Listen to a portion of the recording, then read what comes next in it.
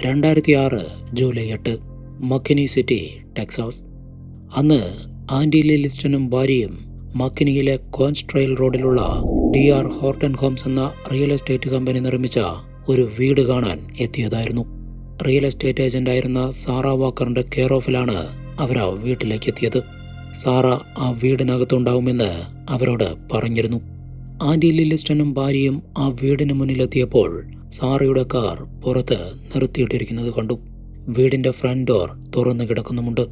ഇതോടെ സാറ അകത്തുണ്ടാവുമെന്നുള്ള പ്രതീക്ഷയിൽ അവർ ആ വീട്ടിലേക്ക് കയറി. എന്നാൽ നടക്കുന്ന കാഴ്ചകളാണ് അവർക്കവിടെ കാണാൻ കഴിഞ്ഞത്. വീടിനകത്തെ ഫർണിച്ചറുകളെല്ലാം അലങ്കോലമായി കിടക്കുന്നു. ഒരു ബലപ്രയോഗം നടന്നതിൻ്റെ എല്ലാ ലക്ഷണങ്ങളുമുണ്ട്. ലിവിംഗ് റൂമിൽ നിന്നും കിച്ചണിലേക്ക് നീളുന്ന ചോരക്കറ കണ്ട് ആൻഡി ലില്ലിസ്റ്റനും ഭാര്യയും നടുങ്ങി. കാരണം ചോരയിൽ കുളിച്ചു കിടക്കുന്ന ഒരാളെ വലിച്ചഴിച്ചു കൊണ്ടുപോയതാണെന്ന് അത് കണ്ടാൽ തന്നെ അറിയാം. ഒരു വിധത്തിൽ ധൈര്യം സംഭരിച്ച് അവർ കിച്ചണിൽ കയറി നോക്കി. അവിടെ real estate agent Sara Walker തറയിൽ കമിഴ്ന്നു കിടക്കുകയാണ്. ശരീരം മുഴുവൻ രക്തത്തിൽ കുളിച്ചിരിക്കുന്നു. ജീവനുള്ളതിൻ്റെ ഒരു ലക്ഷണവുമില്ല. ഉടനടി ആൻഡി ലില്ലിസ്റ്റന്റെ ഭാര്യ എമർജൻസി നമ്പറിൽ വിളിച്ച് കാര്യം പറഞ്ഞു. അടുത്ത ഏതാനും മിനിറ്റുകൾക്കുള്ളിൽ പോലീസ് ക്രൈം സീനിലെത്തി പരിശോധനകൾ ആരംഭിച്ചു. മോഷണ ശ്രമത്തിനിടെ നടന്ന കൊലപാതകമാണ് എന്നതായിരുന്നു പോലീസുകാരുടെ ആദ്യ നിഗമനം. പട്ടാപ്പകൽ നഗരമധ്യത്തിലെ ഒരു വീട്ടിൽ വെച്ച് നടന്ന ഈ കൊലപാതകം ടെക്സാസിലെ ജനങ്ങളെ പരിഭ്രാന്തരാക്കി. യഥാർത്ഥത്തിൽ എന്തായിരുന്നു സാറ വാക്കറിന്റെ കൊലപാതകത്തിലേക്ക് നയിച്ച കാരണങ്ങൾ? ആരായിരുന്നു അവരുടെ കൊലയാളി? പോലീസ് എങ്ങനെയാണ് കില്ലറിനെ കണ്ടെത്തിയത്? നമ്മുടെ ഇൻവെസ്റ്റിഗേഷൻ ഇവിടെ ആരംഭിക്കുന്നു. Welcome back.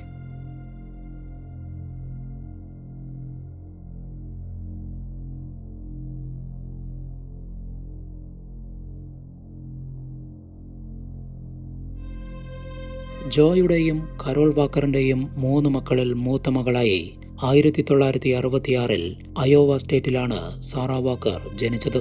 പിന്നീട് കാലിഫോർണിയ, എൽ പാസോ, അരിസോണ എന്നിവിടങ്ങളിൽ താമസിച്ചതിനു ശേഷം കുടുംബം ടെക്സാസിലെ ഡാലസിലേക്ക് താമസം മാറി. ബിസിനസ്സിൽ ബിരുദാനന്തര ബിരുദം പൂർത്തിയാക്കിയ സാറ തന്റെ കരിയർ ആരംഭിച്ചത് റിയൽ എസ്റ്റേറ്റ് മേഖലയിലായിരുന്നു. David Weekley Homes, Sovereign Homes, Highland, Huntington Homes തുടങ്ങിയ ബിൽഡേഴ്സിന് വേണ്ടി വളരെ കാലം വർക്ക് ചെയ്തു. ഇതിനിടയിൽ സാറ വാക്കർ 2 തവണ വിവാഹിതയായെങ്കിലും ആ ബന്ധങ്ങളെല്ലാം ഡിവോഴ്സിൽ അവസാനിക്കുകയായിരുന്നു. ഈ ബന്ധങ്ങളിൽ 2 കുട്ടികളും അവർക്കുണ്ടായിരുന്നു. രണ്ടാമത്തെ മകൻ ജനിച്ചതിനു ശേഷമാണ് സാറ DR ഹോർട്ടൺ ഹോംസ് എന്ന റിയൽ എസ്റ്റേറ്റ് കമ്പനിയിൽ ജോലിയിൽ പ്രവേശിക്കുന്നത്. 2006 ആവുമ്പോഴേക്കും റിയൽ എസ്റ്റേറ്റ് മേഖലയിൽ 20 വർഷം പൂർത്തിയാക്കിയ സാറ വാക്കർ നിരവധി പുരസ്കാരങ്ങൾ കരസ്ഥമാക്കി ടെക്സാസിലെ തന്നെ അറിയപ്പെടുന്നൊരു റിയൽ എസ്റ്റേറ്റ് ഏജന്റായി മാറിക്കഴിഞ്ഞിരുന്നു. നിരവധി ടെലിവിഷൻ ഷോകളിലും പരസ്യങ്ങളിലും പ്രത്യക്ഷപ്പെട്ട അവർ എല്ലാവർക്കും സുപരിചിതയുമായിരുന്നു. അങ്ങനെ ഇരിക്കെയാണ് 2006 ജൂലൈ 8 തികച്ചും അപ്രതീക്ഷിതമായി സാറ വാക്കർ കൊല ചെയ്യപ്പെടുന്നത്. ആൻഡി ലില്ലിസ്റ്റന്റെ ഭാര്യ എമർജൻസി നമ്പറിൽ വിളിച്ചറിയിച്ചതിനെ തുടർന്ന് പോലീസ് ക്രൈം സീനിലെത്തി പരിശോധനകൾ ആരംഭിച്ചു. ഒരു അതിക്രമം നടന്നതിൻ്റെ എല്ലാ ലക്ഷണങ്ങളും ആ വീട്ടിലുണ്ടായിരുന്നു. ഫർണിച്ചറുകൾ അലങ്കോലമായി കിടക്കുന്നു. സാറയുടെ ഷൂസ്, ഹെയർ ക്ലിപ്പ്, പൊട്ടിയ കമ്മൽ എന്നിവ ലിവിംഗ് റൂമിൽ നിന്നും കണ്ടെത്തി. ലിവിംഗ് റൂമിൽ നിന്നും അടുക്കളയിലേക്ക് നീളുന്ന രക്തക്കറയും സാറയുടെ ഡെഡ് ബോഡിയിൽ കത്തികൊണ്ടുള്ള കുത്തേറ്റ 33ഓളം മുറിവുകളും അതിക്രമത്തിന്റെ ഭീകരാവസ്ഥ എത്രത്തോളമായിരുന്നു എന്ന് എടുത്തു കാണിക്കുന്നതായിരുന്നു. കില്ലർ ലിവിംഗ് റൂമിൽ വെച്ച് കൊലപാതകം നടത്തിയതിനു ശേഷം ഡെഡ് ബോഡി കിച്ചണിലേക്ക് വലിച്ചഴിച്ചു കൊണ്ടുപോയിരിക്കുകയാണ്. അതുപോലെ ദേഹത്തായിട്ടുള്ള ചോരക്കറ കില്ലർ കഴുകിക്കളയാൻ ശ്രമിച്ചിട്ടുണ്ട് എന്നുള്ളത് അടുക്കളയിലെ സിങ്ക് പരിശോധിച്ചതിൽ നിന്നും മനസ്സിലായി. ഒരുപക്ഷെ സാറ ചെറുത്തു നിൽക്കാൻ ശ്രമിച്ചപ്പോൾ കില്ലറിന്റെ ദേഹത്തും മുറിവുണ്ടായിട്ടുണ്ടാവുമെന്നും അതിനാൽ കില്ലറിന്റെ ബ്ലഡും ആ വീട്ടിൽ നിന്നും ലഭിക്കാൻ സാധ്യതയുണ്ട് എന്നുമുള്ള പ്രതീക്ഷയിൽ പോലീസ് ക്രൈം സീനിൽ നിന്നും ലഭിച്ച എല്ലാ ബ്ലഡ് സാമ്പിളും ഫോറൻസിക് പരിശോധനയ്ക്ക് അയച്ചു. അവരുടെ പ്രതീക്ഷകൾ തെറ്റിയില്ല. സാറയുടെ ബ്ലഡിന് പുറമെ മറ്റൊരു വ്യക്തിയുടെ ബ്ലഡ് കൂടി ക്രൈം സീനിൽ ഉണ്ടായിരുന്നു. അതിൽ നിന്നും ഫോറൻസിക് ടീം കണ്ടെത്തിയതാവട്ടെ ഒരു പുരുഷ DNA. അത് തീർച്ചയായും കില്ലറിന്റെ DNA ആയിരിക്കുമെന്ന് പോലീസുകാർക്ക് ഉറപ്പുണ്ടായിരുന്നു. ഇതേ സമയം സാറ വാക്കറിന്റെ പോസ്റ്റ്മോർട്ടം നടത്തിയ മെഡിക്കൽ എക്സാമിനർ അവളുടെ കഴുത്തിന് പുറകിൽ നിന്നും ഒരു ബൈറ്റ് മാർക്ക് കണ്ടെത്തി. അക്രമത്തിനിടയിൽ കൊലയാളി അവളെ ശക്തമായി കടിച്ചു പരിക്കേൽപ്പിച്ചിരിക്കുന്നു. എന്നാൽ ലൈംഗിക പീഡനത്തിന്റെ ലക്ഷണങ്ങളൊന്നും കണ്ടെത്താനും കഴിഞ്ഞില്ല. ഇതോടെയാണ് മോഷണ ശ്രമമാവാം കൊലപാതകത്തിന്റെ മോട്ടീവെന്ന് പോലീസ് ചിന്തിച്ചു തുടങ്ങുന്നത്. അടുത്ത ഏതാനും മണിക്കൂറുകൾക്കുള്ളിൽ തന്നെ അവർക്കതിന്റെ തെളിവും ലഭിച്ചു. അന്ന് രാവിലെ ഏകദേശം 11:45 സാറ വാക്കർ വിസിറ്റ് ചെയ്ത ബാങ്ക് ഓഫ് അമേരിക്കയുടെ ഡാലസിലെ ബ്രാഞ്ചിൽ നിന്നുമുള്ള CCTV ദൃശ്യങ്ങളിൽ നിന്നുമാണ് ആ തെളിവ് ലഭിച്ചത്. ആ ദൃശ്യങ്ങളിൽ സാറയുടെ കയ്യിൽ റോളക്സിന്റെ ഒരു വാച്ചും അതുപോലെ തന്നെ കോസ്റ്റ്ലിയായ ഒരു റിങ്ങും കാണാമായിരുന്നു. എന്നാൽ ഡെഡ് ബോഡിയിൽ നിന്നും ഇത് രണ്ടും മിസ്സിംഗ് ആണ്. ക്രൈം സീനിൽ നിന്നോ സാറയുടെ വീട്ടിൽ നിന്നോ അവ കണ്ടെത്താനായില്ല. സ്വാഭാവികമായും അവ മോഷ്ടിക്കപ്പെട്ടതാണ് എന്നും ഇത് മോഷണത്തിന് വേണ്ടി നടത്തിയ കൊലപാതകമാണ് എന്നും പോലീസ് ഉറപ്പിച്ചു. ഇതോടെ അവർ കൊലയാളിയെ കണ്ടെത്താനുള്ള ശ്രമങ്ങൾ ഊർജിതമാക്കി. ഓൾറെഡി കില്ലറിന്റെ DNA കൈവശമുള്ളതിനാൽ ഒരു സസ്പെക്ട് ലിസ്റ്റ് തയ്യാറാക്കി അവരുടെയെല്ലാം DNA മാച്ച് ചെയ്ത് നോക്കാനായിരുന്നു പോലീസ് തീരുമാനിച്ചത്. ഈ ലിസ്റ്റിൽ ആദ്യം ഉൾപ്പെട്ട വ്യക്തി സാറ വാക്കറിന്റെ സെക്കൻഡ് ഹസ്ബൻഡ് റാൻഡി ടേറ്റ് ആയിരുന്നു. അവർ അടുത്തിടെയാണ് ഡിവോഴ്സ് ആയത്. എന്നാൽ സാറയുടെ കുടുംബാംഗങ്ങളും സുഹൃത്തുക്കളും പറയുന്നത് അതൊരു മ്യൂച്വൽ ഡിവോഴ്സ് ആയിരുന്നു എന്നാണ്. ഡിവോഴ്സിന് ശേഷവും അവർക്കിടയിൽ നല്ലൊരു സൗഹൃദമുണ്ടായിരുന്നു. കൊലപാതകം നടന്ന ദിവസം രാവിലെ ഉൾപ്പെടെ റാൻഡി ടേറ്റ് സാറയുടെ വീട്ടിലെത്തുകയും അവരുടെ മകനെ അദ്ദേഹത്തിന്റെ വീട്ടിലേക്ക് കൂട്ടിക്കൊണ്ടുപോവുകയും ചെയ്തിരുന്നതാണ്. എന്തൊക്കെയാണെങ്കിലും പോലീസ് റാൻഡി ടേറ്റിനെ സസ്പെക്ട് ലിസ്റ്റിൽ ഉൾപ്പെടുത്തുകയും ചോദ്യം ചെയ്യാനായി കസ്റ്റഡിയിലെടുക്കുകയും ചെയ്തു. എന്നാൽ സാറ കൊല ചെയ്യപ്പെട്ട സമയത്ത് താൻ സുഹൃത്തുക്കളുമായി ഡാലസിലെ ഒരു ഗോൾഫ് ക്ലബിലായിരുന്നു ഉണ്ടായിരുന്നത് എന്നാണ് റാൻഡി ടേറ്റ് മൊഴി നൽകിയത്. റാൻഡിയുടെ സുഹൃത്തുക്കൾ ആ മൊഴി സ്ഥിരീകരിക്കുകയും ചെയ്തു. അതുപോലെ റാൻഡി ടേറ്റിന്റെ DNA ക്രൈം സീനിൽ നിന്നും കണ്ടെത്തിയ DNAയുമായി മാച്ച് ആവുകയും ചെയ്തില്ല. സ്വാഭാവികമായും അദ്ദേഹത്തെ സസ്പെക്ട് ലിസ്റ്റിൽ നിന്നും ഒഴിവാക്കി. തുടർന്ന് നടന്ന അന്വേഷണത്തിൽ സാറ millionairematch.com എന്ന ഡേറ്റിംഗ് വെബ്സൈറ്റിൽ ലോഗിൻ ചെയ്തിട്ടുള്ളതായി അന്വേഷണ ഉദ്യോഗസ്ഥർ കണ്ടെത്തി. സൈറ്റിൽ ലോഗിൻ ചെയ്തിട്ടുണ്ടെങ്കിലും സാറ അധികം പുരുഷന്മാരുമായൊന്നും ഡേറ്റ് ചെയ്തിട്ടില്ല. എന്നാൽ നിരവധി പേർ അവരുമായി ഡേറ്റിങ്ങിന് താല്പര്യം അറിയിച്ചുകൊണ്ട് മെസ്സേജ് അയച്ചിട്ടുണ്ട്. അവരിലൊരാൾ കില്ലറായിരിക്കാനുള്ള സാധ്യത വളരെ കൂടുതലാണ്. ഇതോടെ അന്വേഷണ സംഘം സാറയുമായി ഡേറ്റ് ചെയ്തവരെയും ഡേറ്റിന് താല്പര്യം അറിയിച്ചുകൊണ്ട് മെസ്സേജ് അയച്ചവരെയും ഉൾപ്പെടുത്തി ഒരു ലിസ്റ്റ് തയ്യാറാക്കുകയും അവരെയെല്ലാം കണ്ടെത്തി ചോദ്യം ചെയ്തതിനു പുറമെ എല്ലാവരുടെയും DNA സാമ്പിൾ ശേഖരിച്ച് പരിശോധനയ്ക്ക് അയക്കുകയും ചെയ്തു. ഈ നടപടിക്രമങ്ങൾ പൂർത്തിയാക്കാൻ ദിവസങ്ങൾ വേണ്ടി വന്നു. എന്നാൽ പരിശോധനാ ഫലം നിരാശപ്പെടുത്തുന്നതായിരുന്നു. അതിൽ ഒരാളുടെ DNA പോലും കില്ലറിന്റെ DNAയുമായി മാച്ചായില്ല. ദിവസങ്ങൾ വീണ്ടും കടന്നുപോയി. ഇങ്ങനെയിരിക്കുന്ന സമയത്താണ് തികച്ചും അപ്രതീക്ഷിതമായി ഈ കേസിൽ ഒരു വഴിത്തിരിവുണ്ടാവുന്നത്. സിറ്റിയിലെ തന്നെ മറ്റൊരു റിയൽ എസ്റ്റേറ്റ് ഏജന്റ് ഷാർപ്ലസിന്റെ ഭർത്താവായ നെൽസൺ പോലീസ് സ്റ്റേഷനിലേക്ക് വിളിച്ച് പ്രധാനപ്പെട്ട ചില വെളിപ്പെടുത്തലുകൾ നടത്തി. അത് ഇപ്രകാരമാണ്.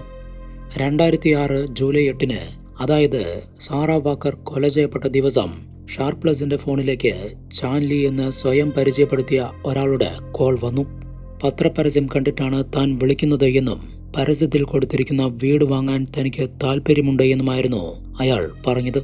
കസ്റ്റമർ ജെന്യൂൻ ആണോ എന്ന് ഉറപ്പിക്കുന്നതിനായി ഷാർപ്ലസ് കുറച്ചുകൂടി ഡീറ്റെയിൽസ് ചോദിച്ചു.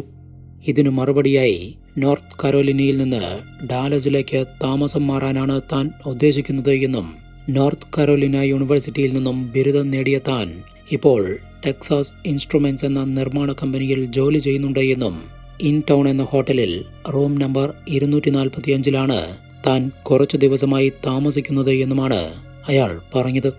ഇതോടെ രാവിലെ 11:30 പരസ്യത്തിൽ കാണിച്ചിരിക്കുന്ന വീട്ടിലേക്ക് വരാൻ ഷാർപ്ലസ് അയാളോട് പറഞ്ഞു. എന്നാൽ കോണ്ടാക്ട് നമ്പർ ചോദിച്ചപ്പോൾ തന്റെ കൈവശം മൊബൈൽ ഫോണില്ലെന്ന് മാത്രം പറഞ്ഞ് ചാൻലി ഫോൺ കട്ട് ചെയ്തു. കൂടുതലൊന്നും ചോദിക്കാൻ ഷാർപ്ലസിന് അവസരവും ലഭിച്ചില്ല. ഇതോടെ അവൾ ഇൻ ടൗൺ എന്ന ഹോട്ടലിലേക്ക് വിളിച്ച് ചാൻലിയെ കണക്ട് ചെയ്യാൻ പറഞ്ഞു. എന്നാൽ റിസപ്ഷനിസ്റ്റിന്റെ മറുപടി കേട്ടതോടെ ഷാർപ്ലസ് അലർട്ടായി. അതായത് ആ ഹോട്ടലിൽ 245 എന്ന നമ്പറിൽ ഒരു റൂം ഉണ്ടായിരുന്നില്ല എന്ന് മാത്രമല്ല, ചാൻലി എന്ന പേരിൽ ആരും അവിടെ റൂം എടുത്തിട്ടുമില്ല. ഇതോടെയാണ് ഷാർപ്ലസിന് അപകടം മണത്തത്. പലപ്പോഴും റിയൽ എസ്റ്റേറ്റ് ഏജന്റുമാരായ സ്ത്രീകൾ ക്ലയൻസിന് പ്രോപ്പർട്ടികൾ കാണിച്ചു കൊടുക്കാനായി പോകുന്നത് തനിച്ചായിരുന്നു. ഇത്തരം സാഹചര്യങ്ങൾ മുതലെടുത്ത് ക്ലയൻസിനെ പോലെ വന്ന് സ്ത്രീകളോട് അതിക്രമം നടത്തിയിട്ടുള്ള പല സംഭവങ്ങളും ടെക്സാസിൽ മുൻപ് റിപ്പോർട്ട് ചെയ്യപ്പെട്ടിട്ടുമുണ്ട്. അതിനാൽ ഷാർപ്ലസ് അന്ന് തൻ്റെ ഭർത്താവായ നെൽസനെയും വിളിച്ചിട്ടാണ് ആ വീട്ടിലേക്ക് പോയത്. സാറ വാക്കർ കൊല ചെയ്യപ്പെട്ട DR ഹോർട്ടൺ ഹോംസ് നിർമ്മിച്ച വീടിന് ഓപ്പോസിറ്റായി റോഡിന് മറുവശത്തായിരുന്നു ഷാർപ്ലസ് വർക്ക് ചെയ്തിരുന്ന റിയൽ എസ്റ്റേറ്റ് കമ്പനി വിൽപ്പനയ്ക്ക് വെച്ചിരുന്ന വീടുണ്ടായിരുന്നത്. ആ വീടിന് മുന്നിലെത്തിയ ഷാർപ്ലസും ഭർത്താവ് നെൽസനും അവരുടെ കാറിൽ ചാൻലിയെ വെയിറ്റ് ചെയ്തിരുന്നു. ഏതാനും മിനിറ്റുകൾ കഴിഞ്ഞതും ഒരു വൈറ്റ് കളർ ഫോർഡ് മസ്താങ്ങിലെത്തിയ ഒരാൾ DR ഹോർട്ടൺ ഹോംസിന്റെ വീടിനടുത്തായി കാർ നിർത്തി പുറത്തിറങ്ങി. അയാളെ കാണാൻ ഒരു ഏഷ്യക്കാരനെ പോലെ ഉണ്ടായിരുന്നതുകൊണ്ട് തന്നെ നെൽസൺ അയാളുടെ അടുത്തെത്തുകയും ചാൻലിയാണോ എന്ന് ചോദിക്കുകയും ചെയ്തു. എന്നാൽ അയാൾ നെൽസന്റെ മുഖത്ത് പോലും നോക്കാതെ അല്ല എന്ന് മാത്രം മറുപടി പറഞ്ഞ് മുന്നോട്ട് നടന്നു. നെൽസണും ഷാർപ്ലസും വീടിനകത്ത് കയറി വീണ്ടും ചാൻലിയെ വെയിറ്റ് ചെയ്തിരുന്നു. ഈ സമയത്ത് സാറ വാക്കർ കാറിൽ അവിടെ എത്തിയതും DR ഹോർട്ടൺ ഹോംസ് നിർമ്മിച്ച വീടിനകത്തേക്ക് കയറിപ്പോകുന്നതും നെൽസണും ഷാർപ്ലസും കണ്ടിരുന്നു. വളരെ നേരം കാത്തിരുന്നിട്ടും ചാൻലി വരാത്തതുകൊണ്ട് തന്നെ ഉച്ചയ്ക്ക് 1 മണിയോടെ ഷാർപ്ലസും നെൽസണും അവിടെ നിന്നും പോയി. അപ്പോഴും സാറ വാക്കറിന്റെ കാർ അവിടെ തന്നെ നിൽക്കുന്നുണ്ടായിരുന്നു. അടുത്തു തന്നെ ആ വൈറ്റ് കളർ ഫോർഡ് മസ്താങ്ങും. പിന്നീട് അരമണിക്കൂർ കഴിഞ്ഞ് സാറ വാക്കർ കൊല ചെയ്യപ്പെട്ടു എന്ന വാർത്തയാണ് അവർ കേൾക്കുന്നത്. ഒരുപക്ഷെ ആ ഫോർഡ് മസ്താങ്ങിൽ വന്ന ഏഷ്യക്കാരനായിരിക്കുമോ സാറയെ കൊലപ്പെടുത്തിയത് എന്നും ചാൻലി എന്ന പേരിൽ തങ്ങളെ കോണ്ടാക്ട് ചെയ്തതും അയാളായിരിക്കുമോ എന്നുമുള്ള സംശയങ്ങൾ തോന്നി തുടങ്ങിയതോടെയാണ് നെൽസൺ പോലീസുകാരെ വിളിച്ച് കാര്യങ്ങളെല്ലാം വെളിപ്പെടുത്തിയത്. അപ്പോഴേക്കും കൊലപാതകം നടന്ന് ആഴ്ചകൾ കഴിഞ്ഞിരുന്നു. അന്ന് ഏകദേശം ഉച്ചയ്ക്ക് 1:10 സാറ വാക്കറിന്റെ ക്ലയൻസായ ആൻഡി ലില്ലിസ്റ്റനും ഭാര്യയും ആ വീട് കാണാനെത്തിയതും സാറയുടെ ഡെഡ് ബോഡി കണ്ടെത്തിയതും. അങ്ങനെയാണെങ്കിൽ ഷാർപ്ലസും നെൽസണും പോകുന്നതിന് മുൻപ് തന്നെ ഈ കൊലപാതകം നടന്നിട്ടുണ്ടാവണം. തൊട്ടടുത്ത വീട്ടിൽ ഇത്രയും ക്രൂരമായ കൊലപാതകം നടന്നിട്ടും അവർ ഒരു ശബ്ദവും കേട്ടിരുന്നില്ല എന്നുള്ളത് വിശ്വസിക്കാൻ കഴിയുന്ന കാര്യമല്ല. എന്നിരുന്നാലും തുടക്കത്തിൽ നെൽസന്റെ മൊഴി വിശ്വാസത്തിലെടുത്ത പോലീസ് ഫോർഡ് മസ്താങ്ങിൽ വന്നു എന്ന് പറയപ്പെടുന്ന ആ ഏഷ്യക്കാരന്റെ രേഖാചിത്രം വരയ്ക്കാൻ തീരുമാനിച്ചു. പക്ഷേ സംഭവം നടന്നിട്ട് ആഴ്ചകൾ കഴിഞ്ഞതിനാൽ നെൽസന് അയാളുടെ മുഖം ഓർത്തെടുക്കാൻ ബുദ്ധിമുട്ടായിരുന്നു. ഇതോടെയാണ് ഈ കേസിൽ ഫോറൻസിക് ഹിപ്നോസിസ് പരീക്ഷിക്കാൻ അന്വേഷണ സംഘം തീരുമാനിച്ചത്. 1800 മുതൽ തന്നെ ഫോറൻസിക് ഹിപ്നോസിസ് ക്രൈം കേസുകളിൽ ഉപയോഗിച്ചു വരുന്നുണ്ട്. ആധുനിക സാങ്കേതിക വിദ്യകളുടെ സഹായത്തിൽ കേസുകൾ തെളിയിച്ചുകൊണ്ടിരിക്കുന്ന ഈ കാലഘട്ടത്തിലും ഫോറൻസിക് ഹിപ്നോസിസിന് പ്രാധാന്യമുണ്ട് എന്ന് തെളിയിച്ച കേസ് കൂടിയായിരുന്നു ഇത്. ഹിപ്നോട്ടിസത്തിന് വിധേയനായ നെൽസൺ നല്ല പേശീബലമുള്ള ഏകദേശം 5 അടി 5 ഇഞ്ച് ഉയരമുള്ള ആ ഏഷ്യക്കാരനെ കൃത്യമായി ഓർത്തെടുത്തു. നെൽസൺ വിവരിച്ച ഓരോ കാര്യങ്ങളും അതേപടി പകർത്തിയ ഫോറൻസിക് സ്കെച്ച് ആർട്ടിസ്റ്റ് കൊലപാതകിയെന്ന് സംശയിക്കുന്ന ആ ഏഷ്യക്കാരന്റെ രേഖാചിത്രം വരച്ചെടുത്തു. തുടർന്ന് ആ രേഖാചിത്രം മാധ്യമങ്ങൾക്ക് കൈമാറി. മാധ്യമങ്ങളിൽ സസ്പെക്റ്റിന്റെ രേഖാചിത്രത്തോടെയുള്ള വാർത്ത അച്ചടിച്ചു വന്ന അന്ന് തന്നെ പോലീസുകാർക്ക് ഒരു ഫോൺ കോൾ വന്നു. മറ്റൊരു പ്രാദേശിക റിയൽ എസ്റ്റേറ്റ് ഏജന്റായ ബാർബറ ജോൺസൺ ആ മനുഷ്യനെ തിരിച്ചറിഞ്ഞിരിക്കുന്നു. ബാർബറ ജോൺസൺ പോലീസുകാരോട് വെളിപ്പെടുത്തിയ കാര്യങ്ങൾ ഇതായിരുന്നു. ഒരു ക്ലയന്റിനെ പോലെ തന്നെ സമീപിച്ച അയാൾക്ക് ഞാൻ ചില വീടുകൾ കാണിച്ചു കൊടുത്തിരുന്നു. കുറച്ചു മാസങ്ങൾക്ക് ശേഷം ഒരു ദിവസം അയാൾ എൻ്റെ വീട്ടിലേക്ക് വന്നു. തൻ്റെ കാർ കേടുവന്ന് റോഡിൽ നിർത്തിയിട്ടിരിക്കുകയാണെന്നും ഫോൺ ഉപയോഗിക്കാൻ കഴിയുമോ എന്നും എന്നോട് ചോദിച്ചു. എന്നാൽ സംശയം തോന്നിയ ഞാൻ അയാളെ അകത്തേക്ക് കയറാൻ സമ്മതിച്ചില്ല. ഇതോടെ അയാൾ ദേഷ്യപ്പെടുകയും വീടിൻ്റെ പിൻവാതിൽ വഴി അകത്ത് കയറാൻ ശ്രമിക്കുകയും ചെയ്തു. അന്ന് ഞാൻ പോലീസിനെ വിളിക്കുമെന്ന് പറഞ്ഞതുകൊണ്ട് മാത്രമാണ് അയാൾ തിരിച്ചു പോയത്. കൂടുതൽ അതിക്രമമൊന്നും നടക്കാത്തതിനാൽ ഞാനന്ന് പോലീസിനെ വിളിച്ചിരുന്നില്ല. ഇതായിരുന്നു ബാർബറ ജോൺസന്റെ വെളിപ്പെടുത്തൽ. മറ്റൊരു പ്രധാനപ്പെട്ട കാര്യം എന്താണെന്ന് വെച്ചാൽ ബാർബറ ജോൺസന് അയാളുടെ വീടും യഥാർത്ഥ പേരുമെല്ലാം അറിയാമായിരുന്നു എന്നുള്ളതാണ്. 25 വയസ്സുള്ള കസൂൽ ചന്ദ് കമാനായിരുന്നു ആ വ്യക്തി. ഉടനടി പോലീസ് കസൂലിനെ കുറിച്ച് വിശദമായ ഒരന്വേഷണം നടത്തി. ഒരു ഡെലിവറി ട്രക്ക് ഡ്രൈവറായി ജോലി ചെയ്തു വന്നിരുന്ന കസൂൽ ചന്ദ് കമാൻ 1980 ടെക്സാസിൽ തന്നെയാണ് ജനിച്ചതെങ്കിലും അവന്റെ മാതാപിതാക്കൾ ഏഷ്യൻ രാജ്യമായ ലാവോസിൽ നിന്നും അമേരിക്കയിലേക്ക് കുടിയേറിയവരായിരുന്നു. അക്രമത്തിന്റെ ഒരു വലിയ ചരിത്രം തന്നെ കസൂലിനുണ്ടായിരുന്നു. 15-ാമത്തെ വയസ്സിൽ 2 സഹപാഠികളെ ആക്രമിച്ച കേസിൽ ജുവനൈൽ തടങ്കലിലായ വ്യക്തിയാണ് കസൂൽ. പുറത്തിറങ്ങി ഏതാനും മാസങ്ങൾക്കുള്ളിൽ തന്നെ അവൻ ഒരു കാറ് മോഷ്ടിച്ചു. 16-ാം വയസ്സിൽ കസൂലും ഒരു സുഹൃത്തും ചേർന്ന് 2 പ്രായമായ സ്ത്രീകളെ തോക്ക് കാണിച്ച് ഭീഷണിപ്പെടുത്തി തട്ടിക്കൊണ്ടുപോവുകയും കവർച്ച നടത്തുകയും ചെയ്തു. ഈ കേസിൽ 9 വർഷം തടവ് ശിക്ഷ ലഭിച്ച കസൂൽ സാറ വാക്കർ കൊല ചെയ്യപ്പെടുന്നതിന് വെറും 6 മാസം മുൻപ് മാത്രമാണ് പരോളിൽ പുറത്തിറങ്ങിയിരിക്കുന്നത്. പിന്നീട് അവൻ ഡാലസിലുള്ള സഹോദരിയുടെ വീട്ടിലാണ് താമസിച്ചു വന്നിരുന്നത്. അങ്ങനെ 2006 സെപ്റ്റംബർ 5-ന് സഹോദരിയുടെ വീട്ടിൽ വെച്ച് കസൂൽ ചന്ദ് കമാൻ അറസ്റ്റ് ചെയ്യപ്പെട്ടു. ചോദ്യം ചെയ്യലിൽ സാറ വാക്കറിന്റെ കൊലപാതകവുമായി തനിക്ക് ഒരു ബന്ധവുമില്ല എന്നും കൊലപാതകം നടന്ന വീടിന്റെ പരിസരത്ത് പോലും താൻ പോയിട്ടില്ല എന്നുമായിരുന്നു അവന്റെ ആദ്യ മൊഴി. എന്നാൽ കസൂൽ പിന്നീട് 2 തവണ മൊഴി മാറ്റി. ആദ്യം സിഗരറ്റ് വലിക്കാൻ ആ വീടിന് മുന്നിൽ കാർ നിർത്തിയതാണ് എന്ന് സമ്മതിച്ച അവൻ പിന്നീട് കാർ കേടുവന്നതുകൊണ്ടാണ് നിർത്തിയത് എന്ന് പറഞ്ഞാണ് മൊഴി മാറ്റിയത്.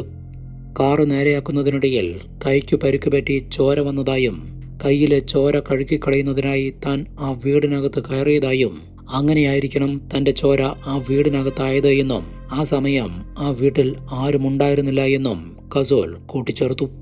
എന്നാൽ കസൂലിന്റെ എല്ലാ നുണക്കഥകളും പൊളിച്ചെടുക്കാൻ പോന്ന ഒരു പ്രധാനപ്പെട്ട തെളിവ് പോലീസിന്റെ കൈവശമുണ്ടായിരുന്നു. സാറയുടെ കഴുത്തിന് പുറകിലെ ബൈറ്റ് മാർക്ക്. കസൂലിന്റെ ഡെന്റൽ ഇംപ്രഷൻ എടുത്ത പോലീസ് ആ ബൈറ്റ് മാർക്കുമായി മാച്ച് ചെയ്ത് നോക്കിയപ്പോൾ അത് 100% മാച്ചായിരുന്നു. അതുപോലെ ക്രൈം സീനിൽ നിന്നും കണ്ടെത്തിയ DNA-യും കസൂലിൻ്റെതുമായി മാച്ചായി. ഇതോടെ കില്ലർ കസൂൽ ചന്ദ് കമാൻ തന്നെയാണെന്നുറപ്പിച്ച അന്വേഷണ സംഘം കൊലപാതക കുറ്റം ചുമത്തി അയാളെ ജയിലിലടച്ചു. വിചാരണ വേളയിൽ ഈ കൊലപാതകത്തിന്റെ മോട്ടീവ് കോടതിയെ ബോധ്യപ്പെടുത്തുന്നതിൽ പ്രോസിക്യൂഷൻ വിജയിച്ചു. യഥാർത്ഥത്തിൽ നടന്നിരിക്കുന്നത് ഇങ്ങനെയാണ്. 9 വർഷത്തെ ജയിൽ ശിക്ഷ കഴിഞ്ഞ് പുറത്തിറങ്ങിയ കസൂൽ ജീവിക്കാൻ തിരഞ്ഞെടുത്ത മാർഗം മോഷണം തന്നെയായിരുന്നു. പല മേഖലകളിലും തനിച്ച് ജോലി ചെയ്തു വരുന്ന സ്ത്രീകളായിരുന്നു അവന്റെ ടാർഗറ്റ്. അങ്ങനെയാണ് റിയൽ എസ്റ്റേറ്റ് ഏജന്റുമാരായ സ്ത്രീകളെ കസൂൽ തിരഞ്ഞെടുത്തു തുടങ്ങിയത്. ബാർബറ ജോൺസനെ ആക്രമിക്കാനുള്ള ശ്രമം പരാജയപ്പെട്ടതിനു ശേഷം കസൂലിന്റെ ഇരയാവേണ്ടിയിരുന്നത് ഷാർപ്ലസ് ആയിരുന്നു. ചാർലി എന്ന വ്യാജനാമത്തിൽ ഷാർപ്ലസിനെ കോണ്ടാക്ട് ചെയ്ത കസൂൽ വീട് കാണാനെത്തുമ്പോൾ അവളെ ആക്രമിച്ച് കവർച്ച നടത്താനായിരുന്നു തീരുമാനിച്ചത്. എന്നാൽ പന്തികേട് തോന്നിയ ഷാർപ്ലസ് ഭർത്താവ് നെൽസനുമായി വന്നതോടെ കസൂൽ പ്ലാൻ മാറ്റുകയായിരുന്നു. 2ാമത്തെ പ്ലാനും പൊളിഞ്ഞതിൽ അതിയായി ദേഷ്യം വന്ന കസൂൽ അപ്പോൾ തന്നെ അടുത്ത ഇരയെ കണ്ടെത്താൻ തീരുമാനിച്ചിരിക്കുമ്പോഴാണ് സാറ വാക്കർ അയാളുടെ മുന്നിലേക്ക് എത്തിയത്. സാറയും ഒരു റിയൽ എസ്റ്റേറ്റ് ഏജന്റാണ് എന്ന് മനസ്സിലായതോടെ കസൂൽ അവരെ ആക്രമിക്കാൻ തീരുമാനിക്കുകയായിരുന്നു. ആ വീട്ടിലേക്ക് അതിക്രമിച്ചു കടന്ന കസൂൽ സാറയെ അറ്റാക്ക് ചെയ്തു. സാറ നിലവിളിച്ച് ആളെ കൂട്ടുമെന്ന് ഉറപ്പുണ്ടായിരുന്നതുകൊണ്ട് തന്നെ ഒരു കൊലപാതകം നടത്താൻ മാനസികമായി തയ്യാറെടുത്ത് തന്നെയാണ് കസൂൽ ആ വീടിനകത്തെത്തിയത്. തുടർന്ന് നടന്ന അതിക്രമത്തിൽ സാറ വാക്കറിനെ കൊലപ്പെടുത്തിയ പ്രതി അവരുടെ വാച്ചും ആഭരണങ്ങളും മോഷ്ടിച്ച് കടന്നുകളയുകയായിരുന്നു. ഫോറൻസിക് തെളിവുകൾ ഉൾപ്പെടെ കസൂലിന് എതിരായതോടെ 2007 ഒക്ടോബർ 8-ന് ഈ കേസിലെ വിചാരണ പൂർത്തിയാക്കിയ കോടതി പ്രതിക്കുള്ള ശിക്ഷ വിധിച്ചു.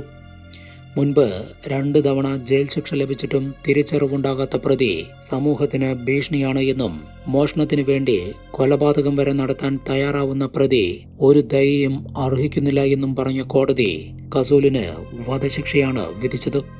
ഈ വിധിക്കെതിരെ കസൂൽ നിരവധി തവണ അപ്പീൽ നൽകിയെങ്കിലും എല്ലാം കോടതി തള്ളി. ഒടുവിൽ 15 വർഷത്തോളം ജയിലിൽ കിടന്നതിനു ശേഷം 2022 ഓഗസ്റ്റ് 17-ന് കസൂലിന്റെ വധശിക്ഷ നടപ്പിലാക്കപ്പെട്ടു. എന്താണ് ഈ കേസിനെ കുറിച്ചുള്ള നിങ്ങളുടെ അഭിപ്രായമെന്ന് കമന്റ് ചെയ്ത് പറയൂ. പുതിയൊരു ഇൻവെസ്റ്റിഗേഷനുമായി വീണ്ടും കാണാം. ബൈ.